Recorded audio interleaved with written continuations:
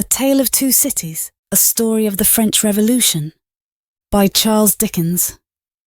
Tale of Two Cities. Summary: A Tale of Two Cities, 1859, is one of Dickens' two historical novels, the other being Barnaby Rudge.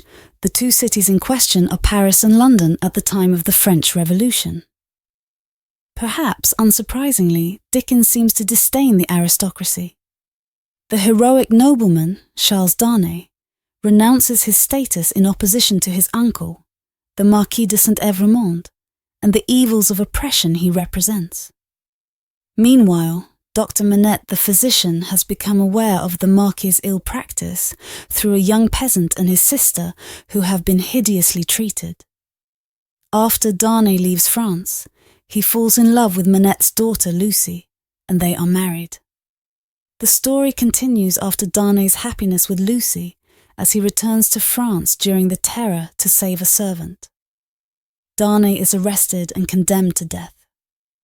The final section of the novel is concerned with the question of whether he will survive or be punished for his noble act of rescue, and whether or not the Englishman Carton, who resembles Darnay, will be able to save his life.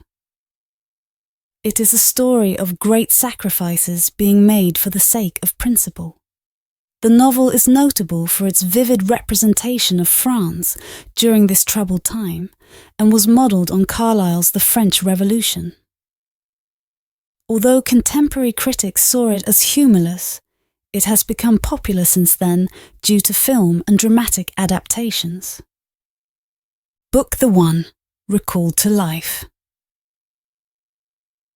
Chapter 1. The Period. It was the best of times, it was the worst of times, it was the age of wisdom, it was the age of foolishness, it was the epoch of belief, it was the epoch of incredulity, it was the season of light, it was the season of darkness, it was the spring of hope, it was the winter of despair.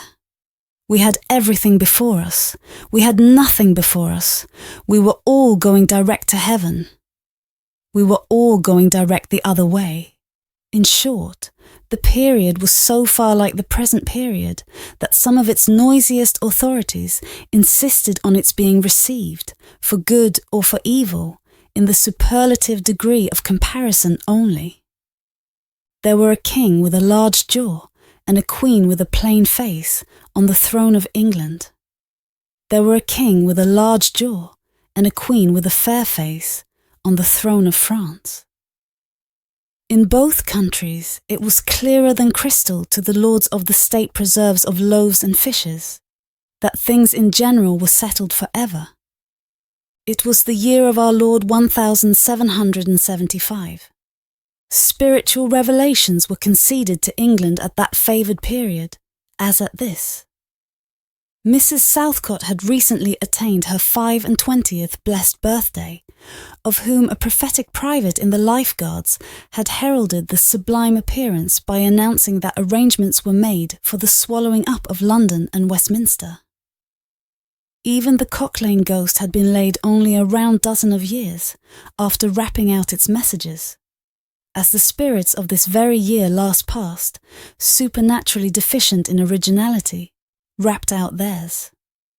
Mere messages in the earthly order of events had lately come to the English crown and people from a congress of British subjects in America, which, strange to relate, have proved more important to the human race than any communications yet received through any of the chickens of the Cock Lane brood.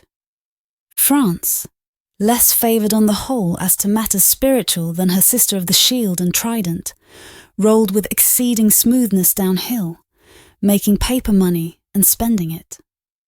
Under the guidance of her Christian pastors, she entertained herself, besides, with such humane achievements as sentencing a youth to have his hands cut off, his tongue torn out with pincers, and his body burned alive, because he had not kneeled down in the rain to do honour to a dirty procession of monks which passed within his view, at a distance of some 50 or 60 yards. It is likely enough that, rooted in the woods of France and Norway, there were growing trees, when that sufferer was put to death, already marked by the woodman's fate to come down and be sawn into boards, to make a certain movable framework with a sack and a knife in it, terrible in history. It is likely enough that in the rough outhouses of some tillers of the heavy lands adjacent to Paris, there were sheltered from the weather that very day rude carts, bespattered with rustic mire, snuffed about by pigs, and roosted in by poultry, which the farmer, Death, had already set apart to be his tumbrils of the Revolution. But that woodman and that farmer, though they work unceasingly, work silently, and no one heard them as they went about with muffled tread. The rather, forasmuch as to entertain any suspicion that they were awake was to be atheistical and traitorous. In England, there was scarcely an amount of order and protection to justify much national boasting. Daring burglaries by armed men and highway robberies took place in the capital itself every night. Families were publicly cautioned not to go out of town without removing their furniture to upholsterers' warehouses for security. The highwayman in the dark was the city tradesman in the light, and being recognised and challenged by his fellow tradesmen, whom he stopped in his character of the captain, gallantly shot him through the head and rode away. The mail was waylaid by 7 robbers, and the guard shot 3 dead, and then got shot dead himself by the other 4, in consequence of the failure of his ammunition, after which the mail was robbed in peace. That magnificent potentate, the Lord Mayor of London, was made to stand and deliver on Turnham Green by one highwayman, who despoiled the illustrious creature in sight of all his retinue. Prisoners in London jails fought battles with their turnkeys, and the majesty of the law fired blunderbusses in among them, loaded with rounds of shot and ball. Thieves snipped off diamond crosses from the necks of noble lords at court drawing-rooms. Musketeers went into St. Giles's to search for contraband goods, and the mob fired on the musketeers, and the musketeers fired on the mob, and nobody thought any of these occurrences much out of the common way. In the midst of them, the hangman, ever busy and ever worse than useless, was in constant requisition. Now, stringing up long rows of miscellaneous criminals. Now, hanging a housebreaker on Saturday who had been taken on Tuesday. Now, burning people in the hand at Newgate by the dozen, and now burning pamphlets at the door of Westminster Hall. Today, taking the life of an atrocious murderer, and tomorrow of a wretched pilferer who had robbed a farmer's boy of 6pence. All these things, and 1,000 like them, came to pass in and close upon the dear old year 1775. Environed by them while the woodman and the farmer worked unheeded, those 2 of the large jaws, and those other 2 of the plain and the fair faces, trod with stir enough, and carried their divine rights with a high hand. Thus did the year 1775 conduct their greatnesses, and myriads of small creatures, the creatures of this chronicle among the rest, along the roads that lay before them. End on Chapter 1. Chapter 2. The Mail. It was the Dover Road that lay, on a Friday night late in November, before the first of the persons with whom this history has business. The Dover Road lay, as to him, beyond the Dover Mail, as it lumbered up Shooter's Hill. He walked uphill in the mire by the side of the mail, as the rest of the passengers did. Not because they had the least relish for walking exercise under the circumstances, but because the hill, and the harness, and the mud, and the mail were all so heavy that the horses had 3 times already come to a stop, besides once drawing the coach across the road, with the mutinous intent of taking it back to Blackheath. Reins and whip and coachman and guard, however, in combination, had read that article of war which forbade a purpose otherwise strongly in favour of the argument that some brute animals are endued with reason. and the team had capitulated and returned to their duty.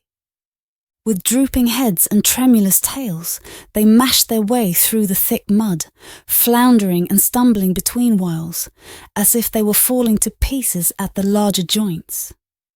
As often as the driver rested them and brought them to a stand, with a wary, "Wo-ho, so-ho then," the near leader violently shook his head and everything upon it, like an unusually emphatic horse, denying that the coach could be got up the hill. Whenever the leader made this rattle, the passenger started, as a nervous passenger might, and was disturbed in mind. There was a steaming mist in all the hollows, and it had roamed in its forlornness up the hill, like an evil spirit, seeking rest and finding none. A clammy and intensely cold mist, it made its slow way through the air in ripples that visibly followed and overspread one another, as the waves of an unwholesome sea might do. It was dense enough to shut out everything from the light of the coach lamps, but these its own workings, and a few yards of road. And the reek of the labouring horses steamed into it, as if they had made it all. 2 other passengers, besides the one, were plodding up the hill by the side of the mail. All 3 were wrapped to the cheekbones and over the ears, and wore jackboots. Not one of the 3 could have said, from anything he saw, what either of the other 2 was like, and each was hidden under almost as many wrappers from the eyes of the mind, as from the eyes of the body of his 2 companions. In those days, travellers were very shy of being confidential on a short notice, for anybody on the road might be a robber or in league with robbers. As to the latter, when every posting-house and alehouse could produce somebody in the captain's pay, ranging from the landlord to the lowest stable nondescript, it was the likeliest thing upon the cards. So the guard of the Dover mail thought to himself, that Friday night in November, 1775, lumbering up Shooter's Hill, as he stood on his own particular perch behind the mail, beating his feet, and keeping an eye and a hand on the arm-chest before him, where a loaded blunderbuss lay at the top of 6 or 8 loaded horse pistols, deposited on a substratum of cutlass. The Dover mail was in its usual genial position that the guard suspected the passengers suspected one another, and the guard, they all suspected everybody else, and the coachman was sure of nothing but the horses. As to which cattle he could, with a clear conscience, have taken his oath on the 2 testaments that they were not fit for the journey. "Wo-ho," said the coachman. "So then, one more pull, and you're at the top, and be damned to you, for I have had trouble enough to get you to it. Joe!" "Hullo," the guard replied. "What o'clock do you make it, Joe?" 10 minutes, good, past 11. "My blood!" ejaculated the vexed coachman. "And not a top of Shooters yet! Tst! Yeah, get on with you!" The emphatic horse, cut short by the whip in a most decided negative, made a decided scramble for it, and the 3 other horses followed suit. Once more, the Dover mail struggled on, with the jackboots of its passengers squashing along by its side. They had stopped when the coach stopped, and they kept close company with it. If any one of the 3 had had the hardihood to propose to another to walk on a little ahead into the mist and darkness, he would have put himself in a fair way of getting shot instantly as a highwayman. The last burst carried the mail to the summit of the hill. The horses stopped to breathe again, and the guard got down to skid the wheel for the descent, and opened the coach door to let the passengers in. "Tst, Joe!" cried the coachman in a warning voice, looking down from his box. "What do you say, Tom?" They both listened. "I say a horse at a canter coming up, Joe." "I say a horse at a gallop, Tom," returned the guard, leaving his hold of the door, and mounting nimbly to his place. Gentlemen, in the King's name, all of you. With this hurried adjuration, he cocked his blunderbuss and stood on the offensive. The passenger booked by this history was on the coach step, getting in. The two other passengers were close behind him and about to follow. He remained on the step, half in the coach and half out of. They remained in the road below him. They all looked from the coachman to the guard, and from the guard to the coachman, and listened. The coachman looked back, and the guard looked back, and even the emphatic leader pricked up his ears and looked back, without contradicting.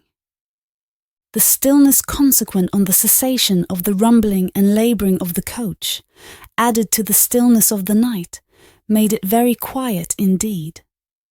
The panting of the horses communicated a tremulous motion to the coach, as if it were in a state of agitation. The hearts of the passengers beat loud enough perhaps to be heard. But at any rate, the quiet pause was audibly expressive of people out of breath, and holding the breath, and having the pulses quickened by expectation. The sound of a horse at a gallop came fast and furiously up the hill. "So-ho!" the guard sang out as loud as he could roar. "You there! Stand! I shall fire!" The pace was suddenly checked, and with much splashing and floundering, a man's voice called from the mist. "Is that the Dover mail?" "Never you mind what it is!" the guard retorted. "What are you?" "Is that the Dover mail?" "Why do you want to know?" "I want a passenger, if it is." "What passenger?" "Mr. Jarvis Lorry." Our booked passenger showed in a moment that it was his name. The guard, the coachman, and the two other passengers eyed him distrustfully. "Keep where you are," the guard called to the voice in the mist, "because if I should make a mistake, it could never be set right in your lifetime. Gentlemen of the name of Lorry, answer straight." "What is the matter?" asked the passenger then with mildly quavering speech. "Who wants me? Is it Jerry?" "I don't like Jerry's voice, if it is Jerry," growled the guard to himself. "He's hoarser than suits me, is Jerry." "Yes, Mr. Lorry." "What is the matter?" "A dispatch sent after you from over yonder, Tea and Company." "I know this messenger, guard," said Mr. Lorry, getting down into the road, assisted from behind more swiftly than politely by the other two passengers, who immediately scrambled into the coach, shut the door, and pulled up the window. "He may come close. There's nothing wrong." "I hope there ain't, but I can't make so nation sure of that," said the guard, in gruff soliloquy. "Hello, you!" "Well?" "And hello, you!" said Jerry more hoarsely than before. "Come on at a foot pace! Do you mind me? And if you've got holsters to that saddle of yourn, don't let me see your hand go nigh 'em. For I'm a devil at a quick mistake, and when I make one, it takes the form of lead. So now let's look at you." The figures of a horse and rider came slowly through the eddying mist and came to the side of the mail, where the passenger stood. The rider stooped and, casting up his eyes at the guard, handed the passenger a small folded paper. The rider's horse was blown, and both horse and rider were covered with mud, from the hoofs of the horse to the hat of the man. "Guard!" said the passenger in a tone of quiet business confidence. The watchful guard, with his right hand at the stock of his raised blunderbuss, his left at the barrel, and his eye on the horseman, answered curtly, "Sir, there is nothing to apprehend. I belong to Tellson's Bank. You must know Tellson's Bank in London.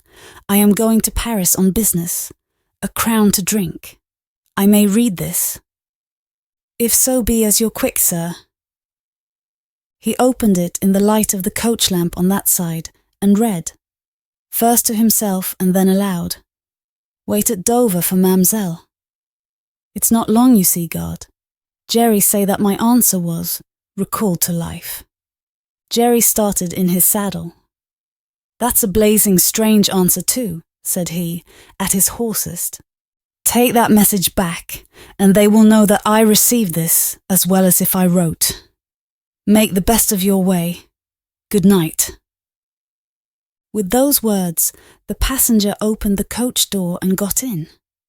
Not at all assisted by his fellow passengers, who had expeditiously secreted their watches and purses in their boots, and were now making a general pretence of being asleep, with no more definite purpose than to escape the hazard of originating any other kind of action.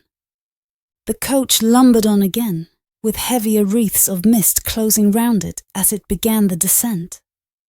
The guard soon replaced his blunderbuss in his arm-chest, and having looked to the rest of its contents, and having looked to the supplementary pistols that he wore in his belt, looked to a smaller chest beneath his seat, in which there were a few smith's tools, a couple of torches, and a tinder-box.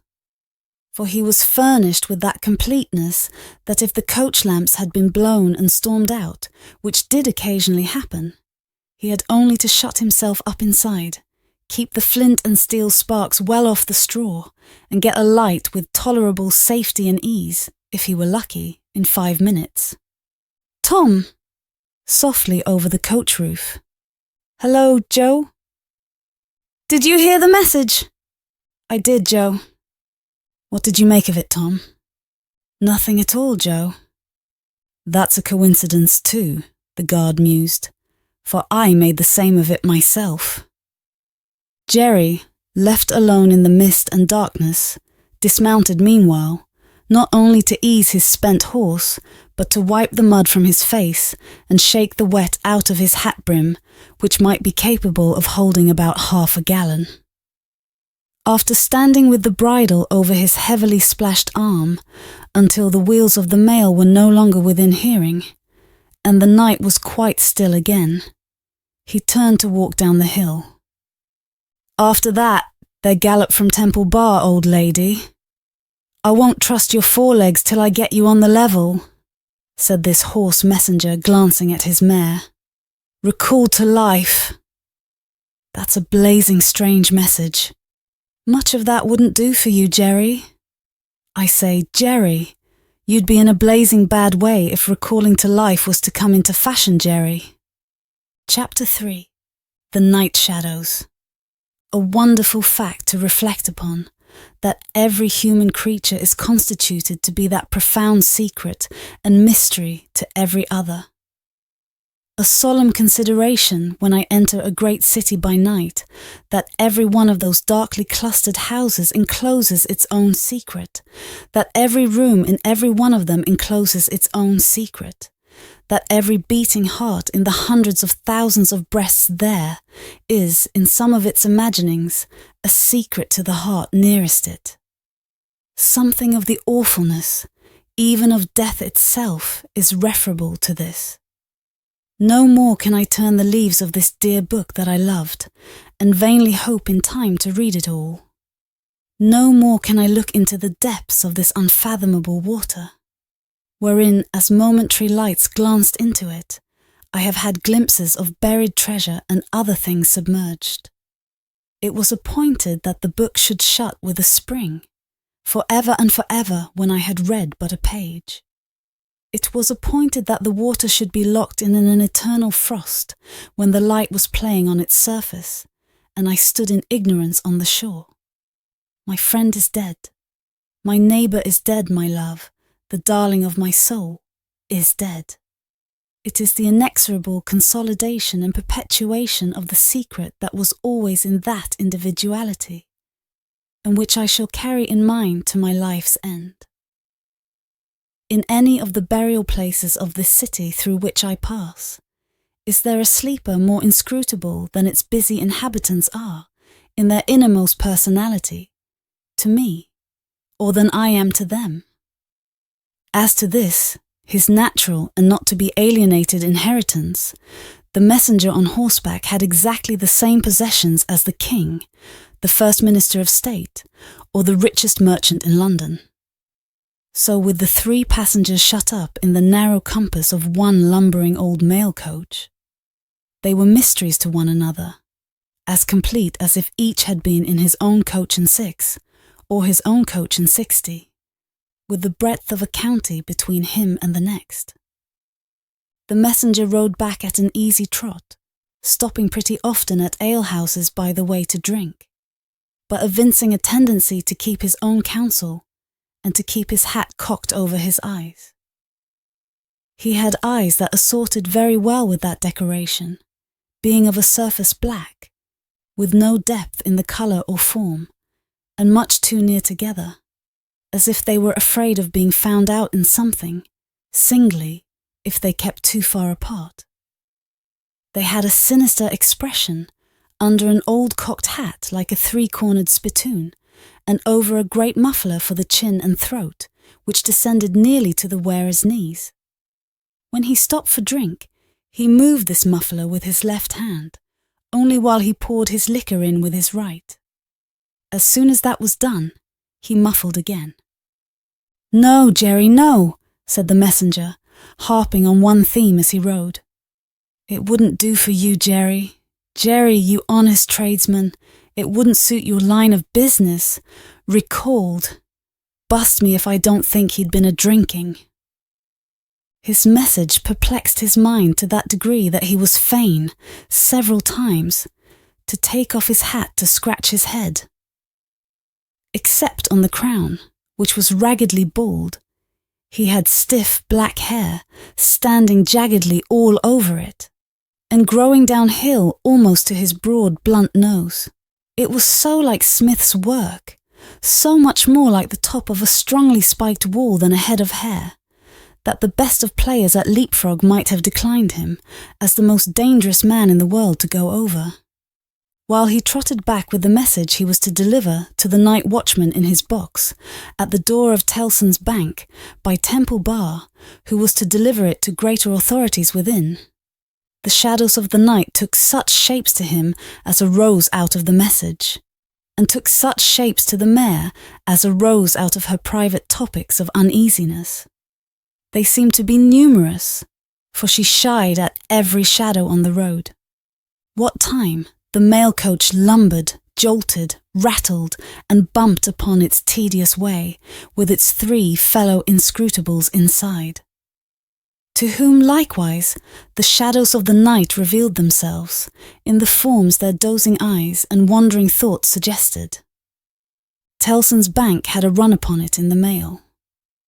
As the bank passenger, with an arm drawn through the leathern strap, which did what lay in it to keep him from pounding against the next passenger and driving him into his corner whenever the coach got a special jolt, nodded in his place with half-shut eyes, the little coach windows and the coach lamp dimly gleaming through them, and the bulky bundle of opposite passenger became the bank and did a great stroke of business.